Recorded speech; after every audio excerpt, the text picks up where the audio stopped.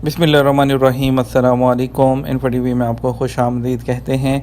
अल्हम्दुलिल्लाह हर रोज़ एक नई खुशखबरी जो है वो सुनने को मिल रही है, और अल्लाह करे ये खुशखबरियाँ जो हैं वो गैर मुल्कियों के लिए बरकरार रहें, क्योंकि जो गैर मुल्की हैं ये कोरोना की वबा आने के बाद उन लोगों ने काफ़ी ज़्यादा सफ़र किया, उनकी फैमिलीज़ ने सफ़र किया, बल्कि पूरी दुनिया ने, ये कहना गलत नहीं होगा कि पूरी दुनिया ने कोरोना की वबा की वजह से सफ़र किया है। वो चाहे किसी मुल्क की इकॉनमी हो, चाहे किसी की फैमिली हो, तमाम लोग सफ़र हुए हैं। अल्हम्दुलिल्लाह जो बैरून मुल्क से आने वाले जो उम्रा ज़ायरीन हैं उनके लिए एक बहुत बड़ी खुशखबरी आई है। वो लोग जो कि इंडिया, पाकिस्तान या किसी भी मुल्क से उम्रा के लिए आना चाहते हैं, उनके लिए करंतना के ज़वाबत में नरमी पैदा कर दी गई है। आपको बताते हैं, आप अपनी स्क्रीन पर भी देख रहे होंगे, वज़ारत हज और उम्रा ने जो ऐलान जारी किया है उसके मुताबिक उम्रा वालों के लिए आने के लिए शराइत है, उनके लिए करंतना की पाबंदी ख़त्म कर दी गई है। लेकिन किन लोगों के लिए, उन्होंने जिन्होंने सऊदी अरब की जो मंजूर शुदा वैक्सीन है वो लगवाई हो, यानी कि सऊदी अरब के जितनी भी सऊदी अरब के अंदर अप्रूव्ड वैक्सीन हैं, जिसमें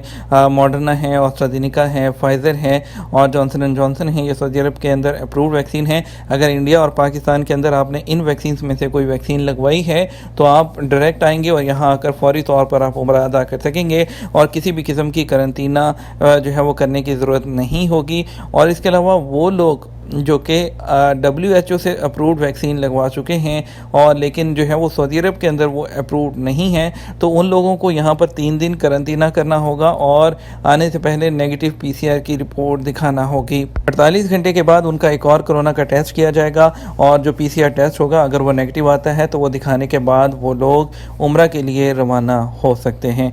ये एक बहुत बड़ी अपडेट है। जैसे कि आप सब जानते हैं कि साउथ अफ्रीका के अंदर वेरिएंट आने के बाद जो लोग हैं वो परेशान हैं, और क्योंकि मुख्तलिफ ममालिक जो हैं वो पाबंदियाँ लगाना शुरू हो गए हैं, तो इसी सिलसिले में लोग डरे हुए हैं कि कहीं दोबारा से फ़्लाइट्स पर पाबंदी ना लग जाए।